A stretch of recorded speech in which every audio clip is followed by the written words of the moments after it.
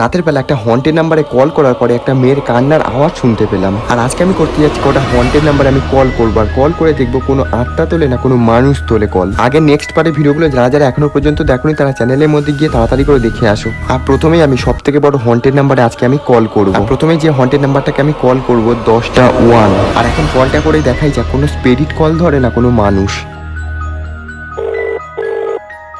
Hello hello, কলটা তুলেছে কিন্তু কলে আমার সঙ্গে কোনো রকম কথাই বলছে না। কি হ্যালো